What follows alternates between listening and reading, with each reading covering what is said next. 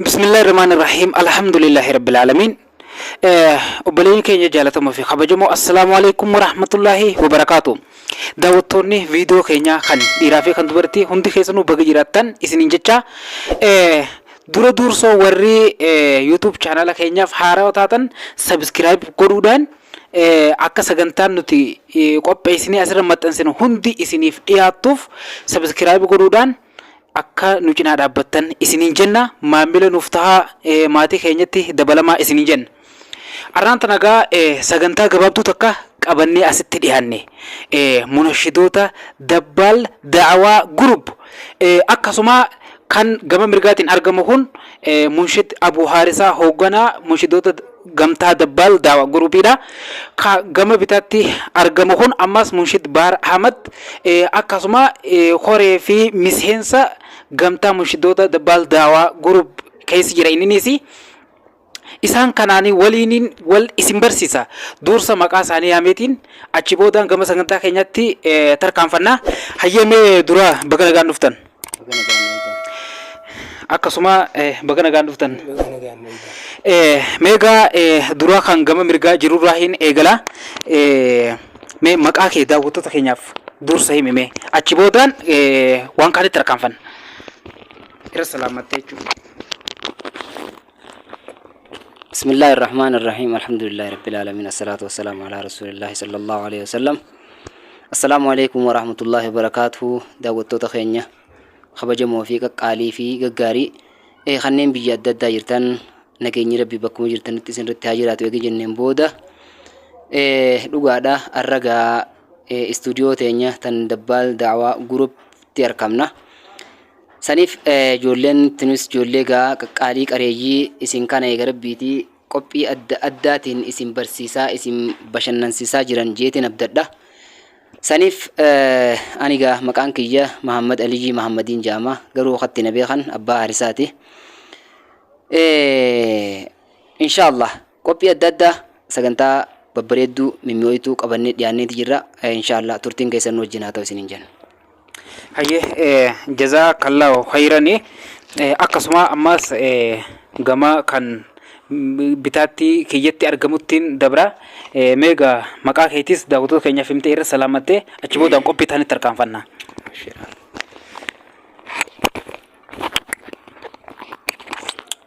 بسم الله الرحمن الرحيم الحمد لله رب العالمين الصلاة والسلام على رسول الله صلى الله عليه وسلم.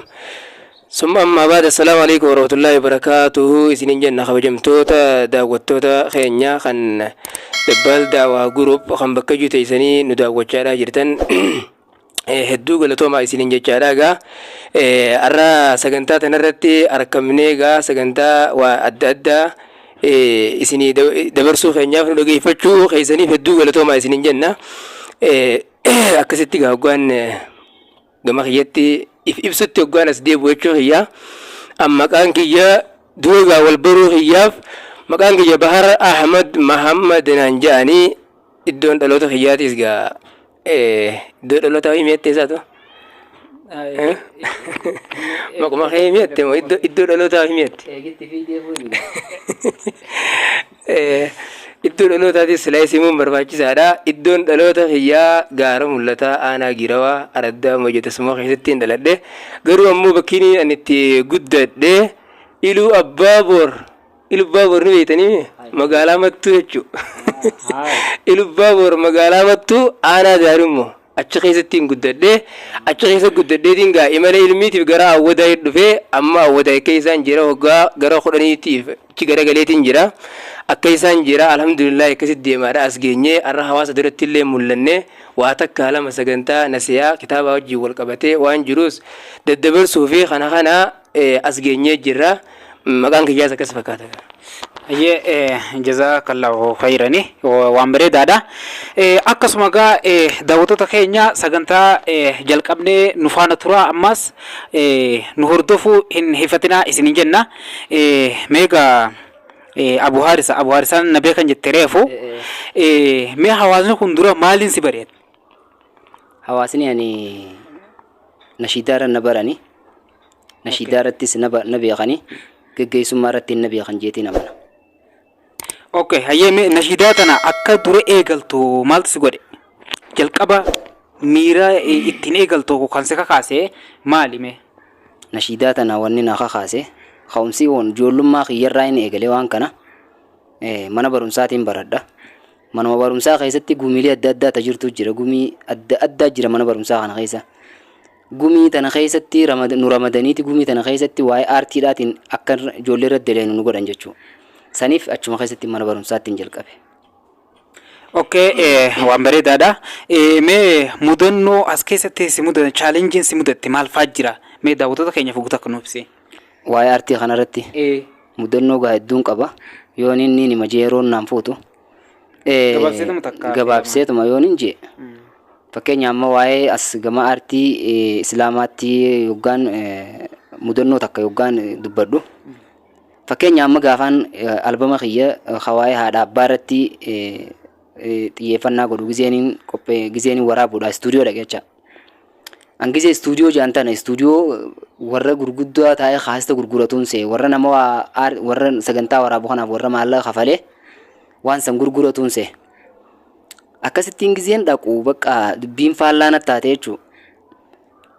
Hoggaan hin dhaqee haasita baasu an akkanumatti hin dhaqe bakka waraabuuf hin deemaa maallaqa hin kafaluu miriyaan maallaqa hin kafalu ifiifuu waraabeetiin isaanichi dhiisuu deemaan maallaqa asirraan fudhu isaaniifis rabbeechaan dhiisaa isaanis rabbeechaa gannaa lakkisanii jeetiin dhaqe. Yoggaan hin dhaqu nashiidaa gizee waraabu jechuudha. Yoggaan hin waraabu maallaqa na gaafatan jechuudha. Akkasittiin gaafasan mudannoo ajaa'ibaa waan hin yaadin. Maallaqa na gaafatan jettee neyneeti? Na gaafatan jee neyne maallaqa naa kafalan jeetiin eege malee. Maallaqa naa kafalan jeetiin eege. Waan addaati ayyee. Akkasittiin dhaqee maallaqa hoggasiif harkaan qabu wal baay'ilamannee guyyaa akka baay'ilamannee san maallaqa isaanii kaayeef jechuu baankii. Mudannoo aggaatunnaa anaaf waan qalama dahabaatiin sammuu iyya keessa akka tabaddee jira jechuudha. Eeyywaa waan addaati. Akka nagaa mudannoon akkanaa kun numa jira. Hayyee mee tabiraa takkatti nu hidhe? Tabiraa?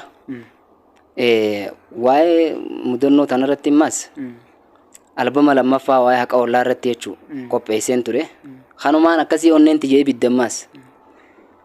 Qallinni jireenyaa ibboodan hin deebisin jechuudha. Guyyaa duraa irrattuu kanattiin 150 tana naanaqanii haaree deebee ibboodan deebu jeetiin silaa amma namaaf dhiyoo qotoo ta'e kiiloomeetira meeqaan ibbooda deebi'a silaa. Akkan.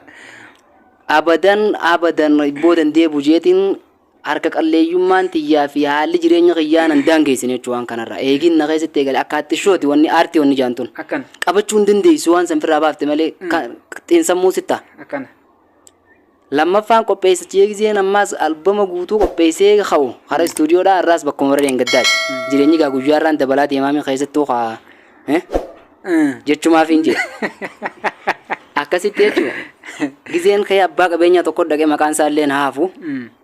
Yaa'oo sagantaa takkaan akkanatti hono albama guutuu qopheeffadhee nama ispoonsara na godhu dhabe. Suwaamni siif deema hanga adada namni sii dhageeffachaa deemuun suwaamni sii deema. Maallaqa waan hin dhagee istuudiyootti waraabu ispoonsara naa ta'in jeen. Na laaleetuma akka garagalee ispoonsara jechuun tun maali naan jee. Ispoonsara jechuun ispoonsaruma tanaa uummata iddoo wallaalee inni. Ispoonsara jechuun fakkeenyaaf ammaati waan kana na gargaarte. Hoggaan dhaqee maallaqa san istuudiyoo kafalee. Hulii suwaamni siif deemaa ispoonsara na gootee jirte jechuudhaan jeen. Yaaboo ispoonsara jechuun tun waan taate naan gallee hoo jeetuma. Keeshaa harka kakaayee qarshii 200 fuudheen akka kenne jechuudha. Qarshii 200? Qarshii 200 dhugumaan baan ammaas. Kafaltiin atichi kafaltoo meeqa silaa? Kafaltiin istiidiyoo silaa kafaltu meeqa? 200. Qarshii 200 waan silaa ati kafaltee waraabdu qarshii 200 si kanne. Har'aa miti gaa beeke gaa amma gaa dabalee jira beeke. Haaya. Amata 7 dura amma mudannoon tun. Sababaa sanirrattiin. Haaya. Sanii fi sin dhiifne 200 hoo dhiifadhu jee akka warri baajaaj gizee qarshii 10 itti kannitee qarshan itti kannitee bara 10 siin jaan hoo bu'aa siif jidduu 10 narraa fudhatam jettee 5 gizee kannitee bara fudhadhu qabadhu deemadduun siin jaani. Akkana siin jaan sirra diddaafe. Sirra diddaafe yoo nama goggogaa taate fudhatteetuma deemtaan. Akkana. Yoommoo nama gartee qalbiin qishara qaljiidha qabdu taate irratti daatee kennitaaf jechuudha. Akkana. Akkuma baajaajii irraa yoo tiraanspoortii baajaajii yoo kafaluu baatte akka nama ijoollee daa'imarraa daabboo fudhatee akkas jaanii beekta. Sababaa sanirratti jechuudha. wanni san nan daangeessine rabbiin kaalinni waan san bakkuma fideef jedhu manarraa cufee waraabe jechuudha. Anaaf wanni kun daranuu ciminuma naa dabalaa deemtee daranuutiin fuuluma dura deemuu malee wanni kun abbaa takka waan kana hin arkuun ture bas. Akkasii mudannoon jirtu tanumaa yoo gaatana keessa gasseenni keessaan baanu lamaanuma tanan irraa guuti. Akkana maashaallah mudannoo addaa qabda. Meegaa amma gara Munshid Baharittiin achi deebi'a. Mee jalqaba wanni itti hawaasni kun siin bare maali? Wanni itti hawaasni amma na bare qilleensa irratti illee na arguu kan danda'e yeroo duraatiif silaayis wanni dura sochii godhee qilleensa irratti ol baasuu eegalee sosoo daawaa adda addaa ol baasuu durallee nashiduma tana kaasituma kana waraabuu jechuu keessa kaasituma kana waraabnee kaasita tokko kaniin waraabee isin jira inni sunillee ol bahee jira qilleensa irratti wanni nan jammaru oliin bahee garuu kaasitumaan jammarra irratti ol bahee jechuu keessa. Mee jalqaba kaasita akka waraabdu wanni si kakaase maali? Wanni miira kana waan kana si dhagamsiise? Jammaroonni sababa waa babarreessuudha, sababa kophatti alaan dhaluudha, sababa kopha gungungumuudha. Wanni taasisee waa hedduudha jira. San keessaa ammoo garuu kaasitaan kiyya kaniidhaan jammara ittiin eegalee beeki akka garaa jiruutiitu harka jarjarsaa jedhan. Akka garaa jiruu harka jarjarsa akka jedhan sanitti kaasitaanii nan dalagee tokko gaanii beeytanii zaman ammaa kana hedduu dubbachuudhaaf gaa xiqqoo akkuma danqaafaa ta'uu mala abdoo shalamaffaa namaan jechuufaan mala. Zamana san keessatti zamana gidirsaa cinqii barumsa dhabuudha waa hedduu takka nurra walga'e zamana san keessatti jechuudha. Akkasii barumsaas dhabnee qemmanumaafuu gabbahuu yaadanuu taate waan ajaa'ibsitti ta'e wallaahi dhugumatti zamana san keessa darasoota tokko wajjin jirra masgiida keessa jirra masgiida taatu xiqqaadha manni ammaas karaan masgiida ulaa dura jira waraanni ganda sana godhufe achi duraani mana keenya kan ulaa dura dabreeti achiin hawaasatti chiba akkasii gisee dhufe jetti ijoolleen waraanni dhufe hoggojan darasaan tungaa olii ta waraana sodaattu fe'anii wal keessa jira mire gir eega horiin ejjimaa namaatii fi biyya irraa baaneeti habaqaala buqqaasaa horiitan habaqaala buqqaasaa ka'ee lakkutee jira.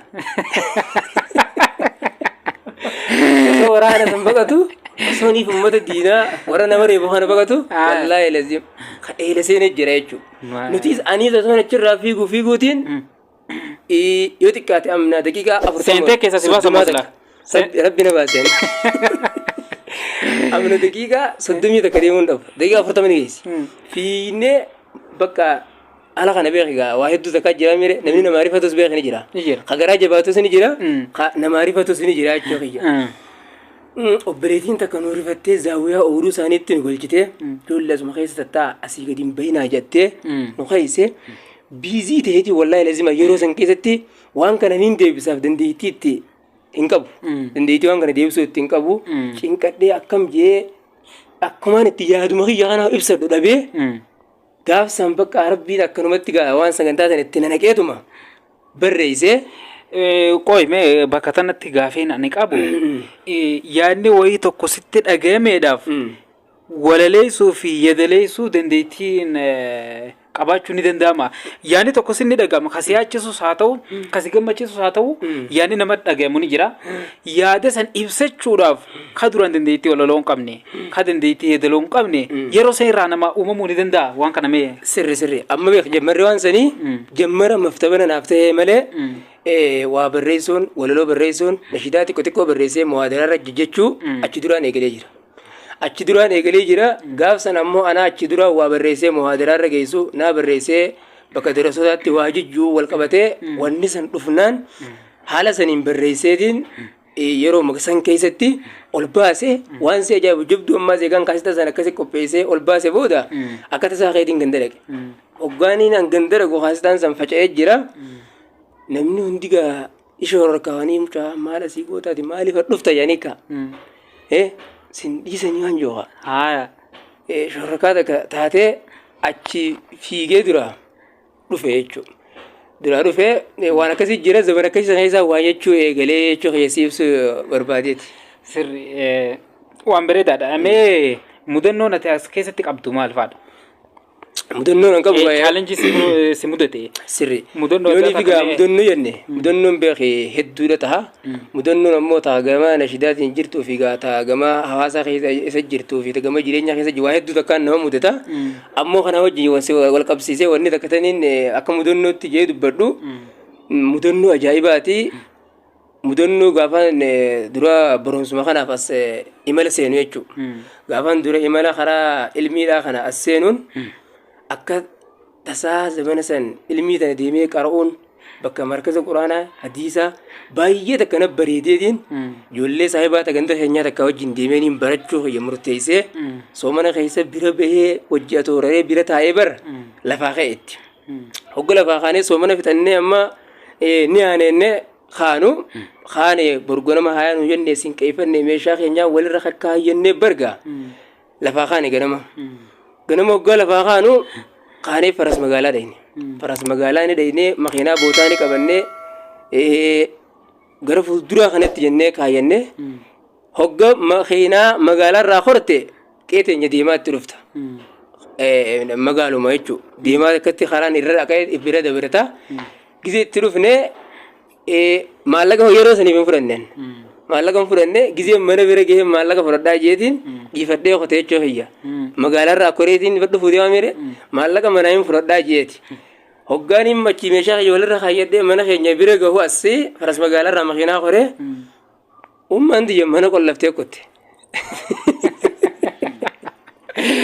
ummaan mana qollaftee qotte amma makiinaa deemu jira beek faras magaalaa irraa koree qeetanya bira geenya naa qabi boo nooliin fudhadhaa jeetiin naa qabee gurbaan raddaatiin naa dhaabi jeeni mana hoggaan fiigaa dhaqo mana qulfii irra ta'a namni tokko ammaan mana hin jiru haa gaafatullee hin jiru namni yaabboleessu amma olii achirratti umma dhabee mire nama jaraa taatu booni aanaa dafi kana jedhan achirratti hin bakka olii yaa rabbi akkamiin taajee raddaatonni gaa jiranii boo meeshaa isaa gaddarbaaf aja'an ta'an jechuudha meeshaa gagannaaf jedhanii meeshaa kayya raddaatiin jirjireen makiinaa irraa gaddarbe boorsaa kayya hogganni boorsaa kayya gaddarbu kitaabaa jala san jira kitaabni jala jiru san xiqqisho akka baqaqee laala hudduun jalaatun baqayte hogga baqaytu kitaaba naaf darbanii isaan ni kutan hogga gakkutan yoo xiqqaate daqiiqaa 5 irraa ganne'an daqiiqaa 5 mookan irraa gaddeemanii achuma gommaan dho'e makiinaa san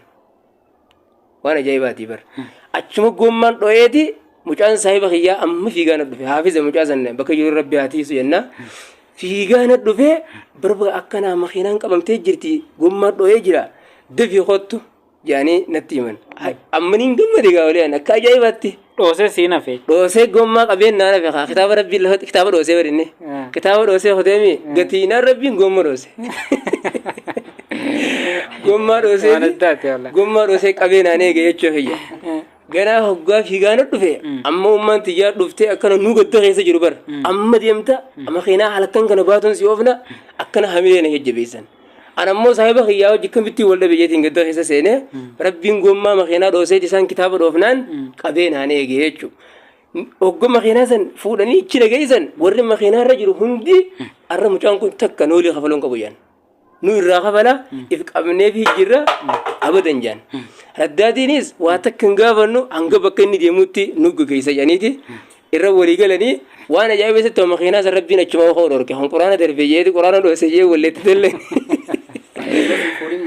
makiinaan san hin kaane achitti hafeetuma makiinaa biraatiin kun eessan dhiifne laa rabbiin akkasitti mudannoo ajaa'ibaati gaafsan gaa hedduu takkaan gammade wanni san taariikha ammallee barreeffamtee ta'u jirti. Waan addaati maashaallah egaa daawwattootaa fi hordoftoota keenya sagantaan jalqabnee itti oofaa jirru kana fakkaata. Meegaa istiidiyoon gamtaa munshidoota Dabbaal Daawaa Group qopheeffamaa turte yeroo zamana dhiyeenyaa kana keessa qopheessaa turre. Amma kunoo sagantaa isii takka lama jennee eegaluudhaa fi sagantaan arraan tanaa kuni mee asumaan eebbisaa istiidiyoo tanaatii fi akka waan istiidiyoo kanaa mee afi dura hoogganaa keenya irra gaafannaa mee abu'aar isaa maal si fakkaata? Ani akka nama takkaatti dhugaadha. Maaliif takka jaanii lama jaan akkuma jaansan akkana silaahuu namni loon karra guutuu qabuu fi haloon tokko qabus walumaan bulchaa oofataa jaani. Alhamdulillah obboleeyyan keenya duraan dursii ani namni galatoonfadhus eegara biitii eegin lafee duudaanaaf ta'uudhaan ijoolleen saayibban kiyya kan nama hoggatti agartan kuni namni namaanii nama akkuma Oromoon jette sanitti nutiin kun eega walitti dhufne humna godhachuun keenya jechuudha. Duraan namuu kophaa walii jirra. Akkana. Saniif gaa namuu namaanii nama gaa duraanis hoggansa biraa keessa turre nuti.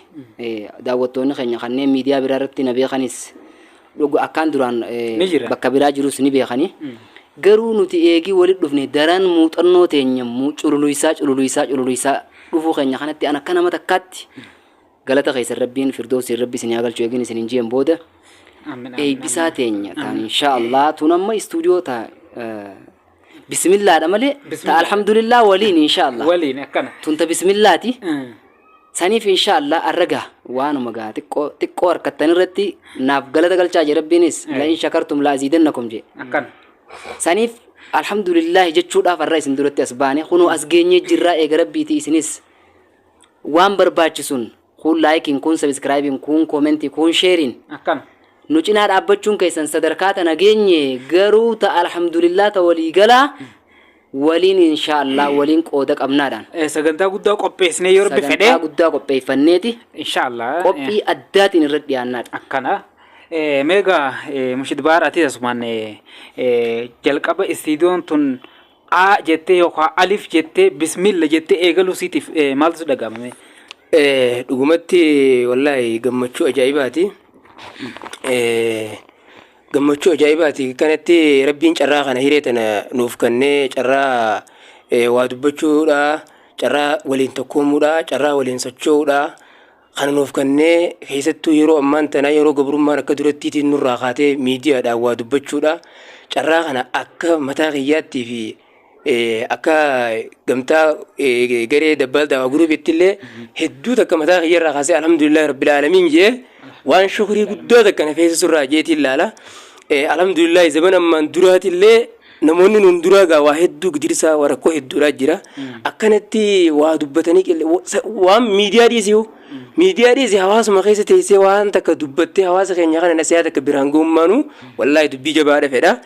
Ammoo nuti garuu carraa kan akkanatti harkannee istiidiyoo dabbal daawaa gurup tan durfamtu sana mata duree keenya godhannee ittiin hojii eegallee itti fufuun keenya sagantaa jammaruun keenya kun jammara akkuma saabni hiyyaa hojeessan ka jammara jennee meera maftabanaa beekarra maftabanaa bara haatee bareeddi jennaan gurbaan bara maal jeen karaa kana deemu jirti dhufu jirti harkaarra oduu feetaa jeen harkuuf teessaa jeeni mire isinis gaa dhaggeeffattootaa fi hordoftoonni keenya sagantaan irraa tajammaraati isinis gaa nu simachaadha hedduu takka nus jajjabeessaadha nuti shukrii rabbiitiis godhaadha jajjabaachaadha fuuldura deemuudha qabnaan ja'a tatanaa akkana gaa hedduu takka gammachuu guddaa takka hin dhaga'ama wallahi.